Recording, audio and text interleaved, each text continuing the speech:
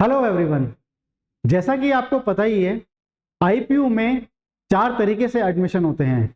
पहला होता है उनका अपना एंट्रेंस एग्जाम सीईटी, दूसरा होता है सीयूईटी, थर्ड होता है मैनेजमेंट कोटा और फोर्थ होता है स्पॉट राउंड। सबसे ज़्यादा प्रायोरिटी जो दी जाती है वो दी जाती है सीईटी को।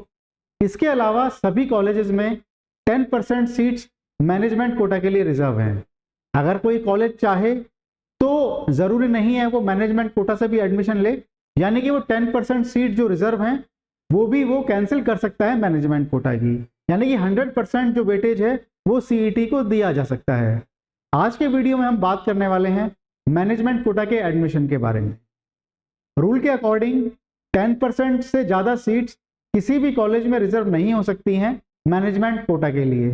ये कॉलेज पे डिपेंड करेगा कि वो मैनेजमेंट कोटा का जो प्रोसेस है वो किस तरह फॉलो करता है। जो ऑफिशियल नोटिफिकेशन है एक बार उस पर नजर डालते हैं।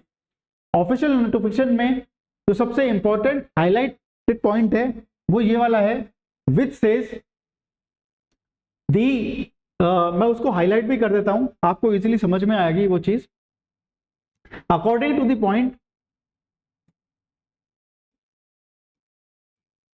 विच says the self financing institutes, यानी कि जो प्राइवेट इंस्टीट्यूट्स हैं जो गवर्नमेंट फंडेड नहीं है, सेल्फ फाइनेंस्ड हैं, are required to provide online portal to prospective students for applying for admission under management quota. यानी कि मैनेजमेंट कोटा का जो प्रोसेस है वो किसी भी तरीके से ऑफलाइन नहीं होगा। उनका जो वेबसाइट होगा किसी भी कॉलेज का, वहां पे उनको ये एक्सेस प्रोवाइड होगा स्टूडेंट्स को जो लोग मैनेजमेंट कोटा में एडमिशन लेना चाहते हैं, with the facility to download application form from their website itself. यानी कि उनकी वेबसाइट से एक डाउनलोड होना चाहिए फॉर्म। अब चाहे वो इसका ऑनलाइन एप्लीकेशन भी ले सकते हैं या डाउनलोड करके उनके ऑफलाइन भी जमा करा सकते हैं, ये कॉलेज पे डिपेंड करेगा।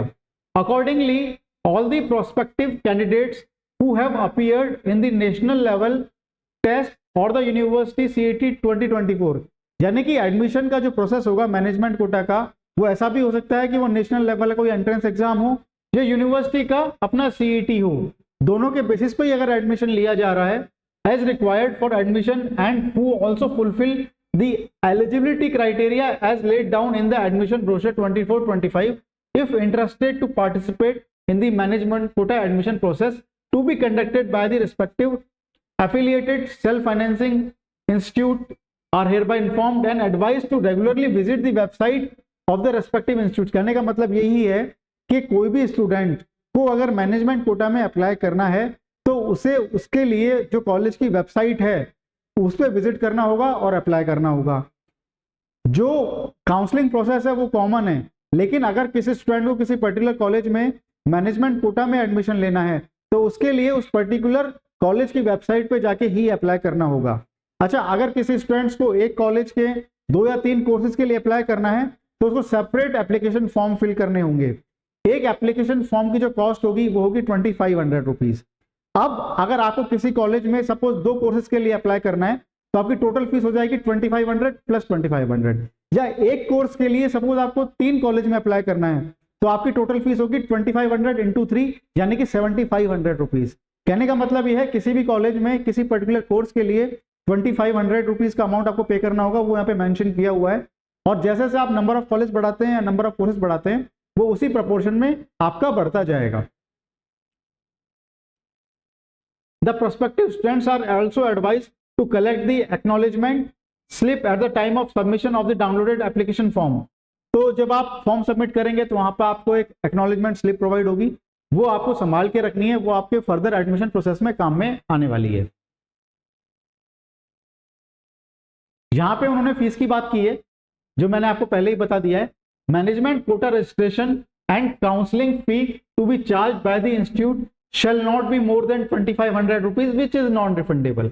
यानी कि अगर आपको मैनेजमेंट कोटा में पार्टिसिपेट करना है तो किसी पर्टिकुलर कोर्स के लिए आपको 2500 रुपीज पे करने होंगे। किसी पर्टिकुलर कॉलेज के लिए अगर आप दूसरे कॉलेज में अप्लाई करते हैं उसी पर्टिकुलर कोर्स के लिए तो आपको एक्स्ट्रा 2500 रुपीज जो है वो पे करने होंगे। The candidates who has appeared in NLT यानी नेशनल लेवल टेस्ट या CET 24 in more than 1 programme is desirous to participate in admission process in management quota seats in more than 1 programme यानी कि अगर एक से ज्यादा प्रोग्राम में आपको अप्लाई करना है, required to apply in respective affiliate college separately, तो आपको सेपरेटली उनमें अप्लाई करना होगा। यानी कि कोई भी कॉमन प्लेटफॉर्म ऐसा नहीं है जहां पे आप नंबर ऑफ कॉलेजेस के लिए मैनेजमेंट कोटा में अप्लाई कर सकें।